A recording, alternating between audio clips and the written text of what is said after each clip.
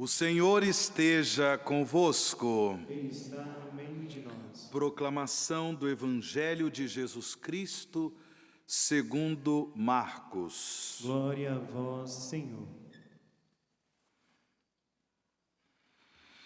Tendo sido aclamado pela multidão, Jesus entrou no templo em Jerusalém e observou tudo. Mas como já era tarde, saiu para Betânia com os 12. No dia seguinte, quando saíam de Betânia, Jesus teve fome. De longe, ele viu uma figueira coberta de folhas e foi até lá ver se encontrava algum fruto. Quando chegou perto, encontrou somente folhas, pois não era tempo de figos. Então Jesus disse à figueira: que ninguém mais coma de teus frutos. E os discípulos escutaram o que ele disse. Chegaram a Jerusalém. Jesus entrou no templo e começou a expulsar os que vendiam e os que compravam no templo. Derrubou as mesas dos cambistas e as cadeiras dos vendedores de pombas. Ele não deixava ninguém carregar nada através do templo e ensinava ao povo dizendo: não está escrito: minha casa será chamada casa de oração para todos os povos? No entanto, vós fizestes dela uma toca de ladrões. Os sumos sacerdotes e os mestres da lei ouviram isso e começaram a procurar uma maneira de o matar. Mas tinham medo de Jesus, porque a multidão estava maravilhada com o ensinamento dele. Ao entardecer, Jesus e os discípulos saíram da cidade na manhã seguinte. Quando passavam, Jesus e os discípulos viram que a figueira tinha secado até a raiz. Pedro lembrou-se e disse a Jesus: olha, mestre, a figueira que amaldiçoaste secou. Jesus lhes disse: tende fé em Deus. Em verdade vos digo, se alguém disser a esta montanha: levanta-te e atira-te no mar, e não duvidar no seu coração, mas acreditar que isso vai acontecer, assim acontecerá. Por isso vos digo, tudo o que pedirdes na oração, acreditai que já o recebestes, e assim será. Quando estiverdes rezando, perdoai tudo o que tiverdes contra alguém, para que o vosso Pai que está nos céus também perdoe os vossos pecados. Palavra da salvação. Glória a vós, Senhor.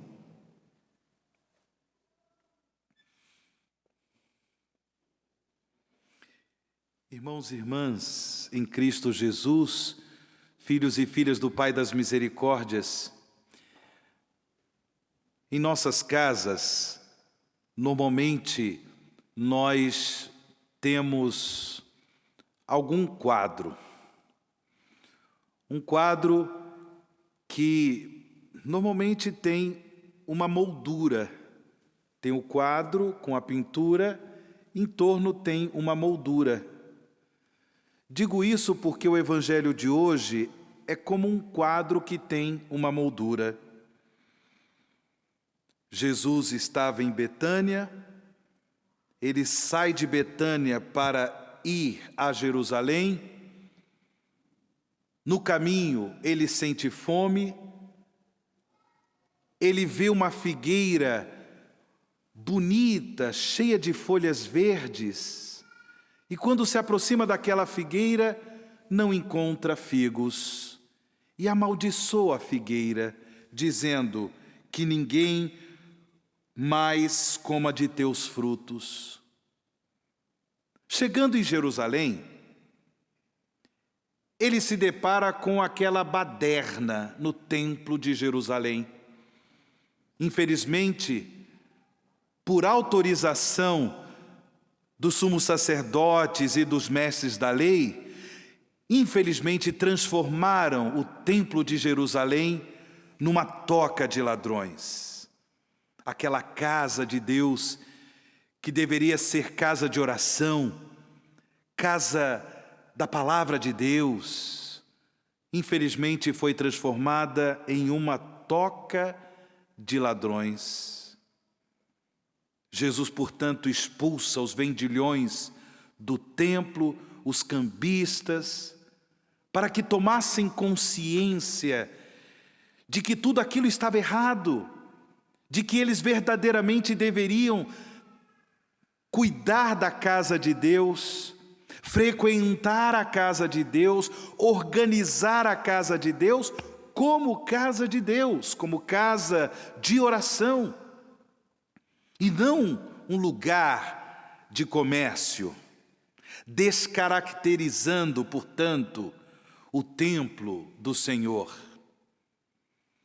Bem, os sumos sacerdotes e os mestres da lei ficaram revoltados com essa atitude profética, corajosa de Jesus. Eles ficaram revoltados e começaram a tramar uma forma de matar Jesus. Jesus sai de Jerusalém, volta para Betânia e no caminho se depara com a figueira seca. Seca até a raiz.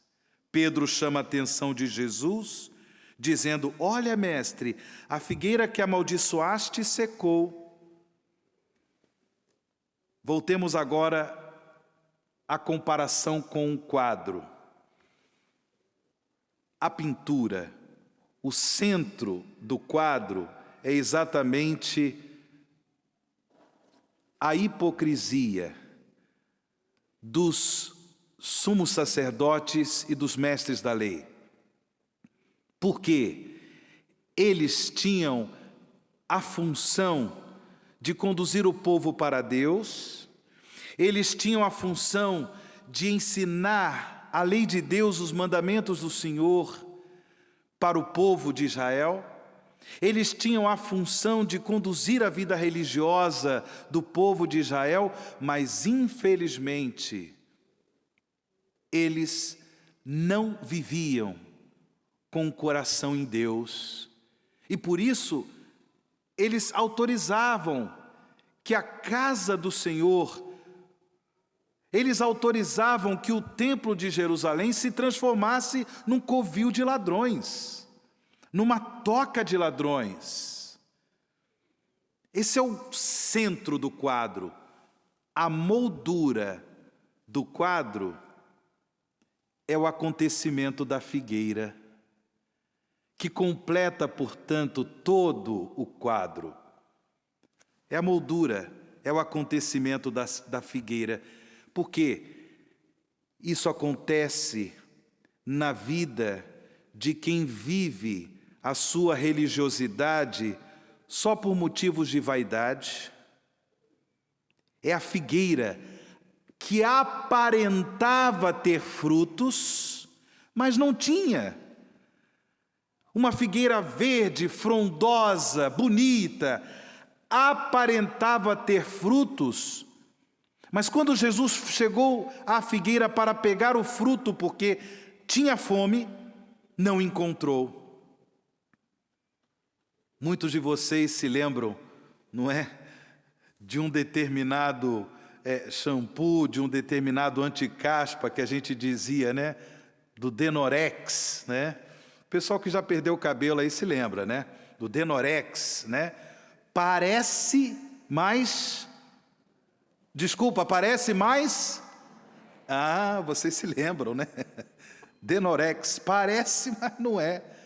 Ou seja, as lideranças religiosas de Israel pareciam ser religiosos, pareciam ser homens tementes a Deus, homens que viviam segundo o mandamento de Deus, mas era só aparência. O convite que Jesus nos faz com o evangelho de hoje, irmãos e irmãs, é que a nossa conversão seja sincera, é que a nossa vida religiosa, a nossa maneira de procurar no dia a dia viver o testemunho da fé, que isso seja sincero, que isso seja autêntico. Sem dúvida alguma, todos nós somos pecadores e nem sempre conseguimos viver com toda a fidelidade, nem sempre nós conseguimos viver com toda a fidelidade o testemunho da fé no dia a dia da nossa vida de família, no ambiente do trabalho, na vida comunitária, na participação da vida da igreja, no mundo em que nós vivemos. Nem sempre nós conseguimos viver com toda a fidelidade os mandamentos de Deus, o testemunho da fé. Mas com humildade, movidos pelo Espírito do Senhor que habita em nossos corações, é muito importante que nós busquemos viver não uma religiosidade de aparências, mas que verdadeiramente nos leve a produzir frutos de conversão, frutos de amor, frutos de misericórdia, frutos de santidade. Que Deus nos dê a graça, nesta celebração eucarística, de viver com sinceridade a nossa fé, o testemunho da fé. Ainda no Evangelho, Jesus fala sobre a importância da oração. A oração é fundamental. Cultivar essa comunhão com Deus na oração é fundamental para que nós possamos viver com sinceridade o testemunho da fé. A oração é fundamental para que nós vençamos toda a tentação à hipocrisia, a uma vida religiosa de aparências. A oração é fundamental. Mas é interessante que, ao falar da importância da oração, Jesus também pede que nós perdoemos as pessoas que nos ofenderam, que nos feriram, que nos machucaram de alguma forma. Porque se o nosso coração está entulhado de mágoa, de rancor, de ressentimento, se o nosso coração planeja de alguma forma o mal para os outros que nos ofenderam, isso vai dificultar a vivência sincera do testemunho da fé. Isso vai dificultar. Nós não conseguiremos, com um coração entulhado de mágoas e ressentimentos, nós não conseguiremos cultivar essa comunhão de amor com Deus, o Pai das misericórdias, através da oração. É preciso também se reconciliar, é preciso também viver o testemunho da fé na prática do amor, perdoando as pessoas que nos ofenderam. Que nenhum de nós cultive no coração mágoa, ressentimento, ódio, sentimentos de vingança, que nenhum de nós, para que assim possamos ser uma figueira que verdadeiramente produza frutos. Interessante que na primeira leitura, o autor do livro do Eclesiástico, esse livro sapiencial, ele começa a leitura dizendo: vamos fazer o elogio dos homens famosos, nossos antepassados, através das gerações. Mas por que fazer esse elogio?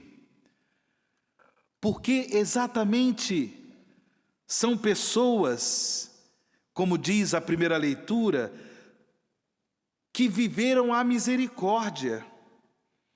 Seus gestos de bondade não serão esquecidos.